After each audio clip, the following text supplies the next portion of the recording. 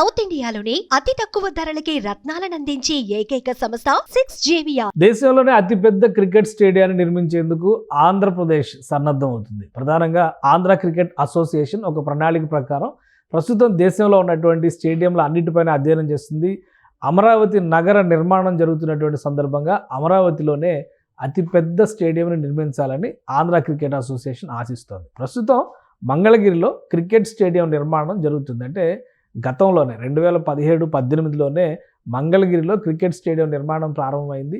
కేవలం 40 కోట్ల రూపాయల వ్యయంతో ప్రారంభించినటువంటి ఈ స్టేడియం నిర్మాణం ప్రభుత్వం మారిన తర్వాత 2019 తర్వాత పూర్తిగా చతికిల పడింది. ఒకసారి మనం ఆ దృశ్యాలను కనుక చూస్తే, ఇప్పుడు మీరు చూస్తున్నది అమరావతి క్రికెట్ స్టేడియంకి సంబంధించినటువంటి ఇమేజెస్. ఇవి 2017-18లో అప్పటి ప్రభుత్వం, చంద్రబాబు నాయుడు ప్రభుత్వం నిర్మాణ పనులు మొదలుపెట్టింది. ఇప్పుడు తాజా పరిస్థితి చూస్తే కనుక ఇది, ఎందుకంటే 2019 తర్వాత ఈ ప్రాజెక్టు నిర్మాణ పనుల్ని పక్కన పడేసింది జగన్మోహన్ రెడ్డి ప్రభుత్వం. ప్రస్తుతం అది ఎడారిలో ఒయాసిస్ లాగా అనుకుంటారా, లేదంటే చుట్టూ శ్మశానం ఉంటే మధ్యలో ఒక ద్వీపం కనిపిస్తుంది అనుకుంటారా, ఆ తరహాలో పూర్తిగా వదిలేశారు. కనీసం రాకపోకలకు కూడా అక్కడ సౌకర్యం లేదు. కానీ ఆంధ్ర క్రికెట్ అసోసియేషన్కి సంబంధించి మాత్రం కొంతవరకు ప్లేయర్స్కి శిక్షణ కార్యక్రమాలని ఈ స్టేడియంలో కొనసాగిస్తున్నారు. ఇది ప్రజెంట్ మంగళగిరిలో ఉన్నటువంటి స్టేడియం. మరొక స్టేడియం విజయవాడలో కూడా ఉంది. విజయవాడలో ఉన్న స్టేడియంని ఎక్కువగా ప్రభుత్వ కార్యకలాపాల కోసం ఉపయోగిస్తున్నారు. సో అది కూడా క్రికెట్ గ్యాలరీ ఉన్నటువంటి స్టేడియం, ఇందిరాగాంధీ మున్సిపల్ గ్రౌండ్కి సంబంధించినటువంటి స్టేడియం. అయితే ఇప్పుడు తాజాగా విజయవాడ ఎంపీ కేశినేని శివనాథ్, అలానే ఆంధ్ర క్రికెట్ అసోసియేషన్ ప్రెసిడెంట్ కూడా ఆయన ఏపీ సీఎంకి ఇప్పటికే విజ్ఞప్తి చేసినట్టుగా చెప్పారు. క్రికెట్ అసోసియేషన్ తరఫున దేశంలోనే అతిపెద్ద స్టేడియంని నిర్మించేందుకు ప్రణాళికలు సిద్ధం చేశారు. 800 కోట్ల రూపాయల వ్యయంతో ఈ భారీ స్టేడియం నిర్మించాలనేది ఆంధ్ర క్రికెట్ అసోసియేషన్ ఆలోచన. కేంద్రం నుంచి లేదా బీసీసీఐ నుంచి దీనికోసం నిధులు అడిగేటువంటి అవకాశం ఉంది. అలానే ఏపీలో అనేక మంది ఔత్సాహికులు క్రికెట్ ప్రోత్సహించేందుకు డొనేషన్స్ ఇవ్వడానికి కూడా సిద్ధంగా ఉన్నారని శివనాథ్ చెప్తున్నారు. ఈ నేపథ్యంలో రాష్ట్ర ప్రభుత్వానికి ఒక విజ్ఞప్తి చేశారు.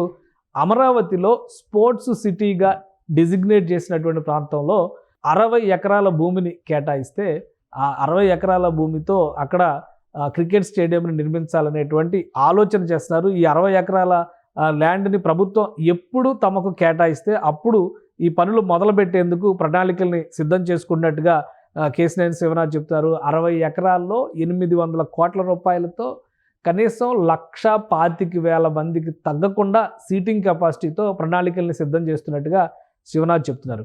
అలానే 2029కి జాతీయ క్రీడల్ని ఆంధ్రప్రదేశ్లో నిర్వహించేందుకు ఏపీ తరపున శివనాథ్ అలానే క్రికెట్ అసోసియేషన్ కూడా ప్రయత్నాలు చేస్తున్నట్టుగా ఆయన చెప్తున్నారు. దీనికి తోడు పెద్ద ఎత్తున ఆంధ్రప్రదేశ్లో క్రికెట్ని ప్రోత్సహించేందుకు రాష్ట్రంలో 3 అకాడమీలు ఏర్పాటు చేసేందుకు ఆంధ్ర క్రికెట్ అసోసియేషన్ ప్రణాళికల్ని సిద్ధం చేస్తోంది.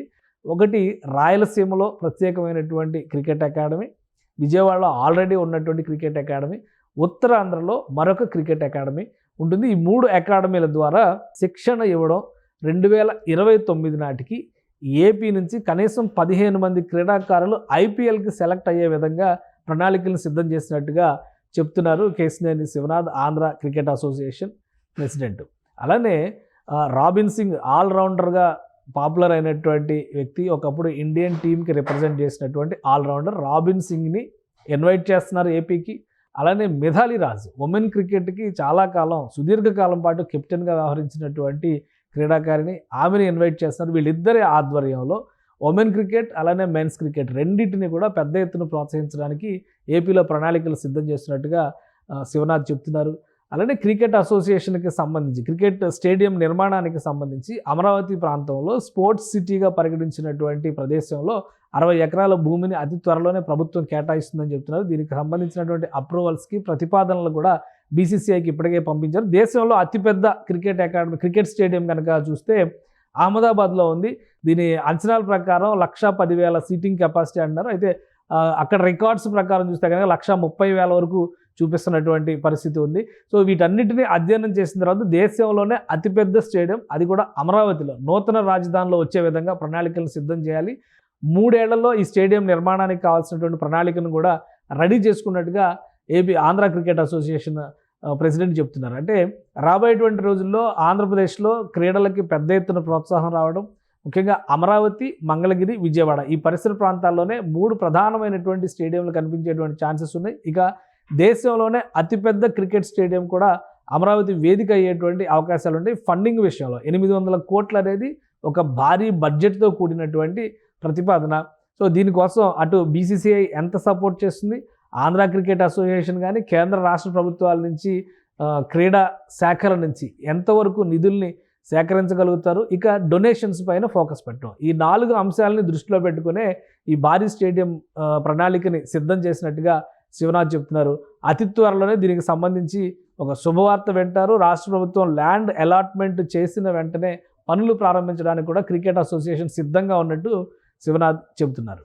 సుమన్ టీవీలో మీ పర్సనల్ అండ్ బిజినెస్ ప్రమోషన్స్ కోసం కింది నెంబర్కి కాంటాక్ట్ చేయండి.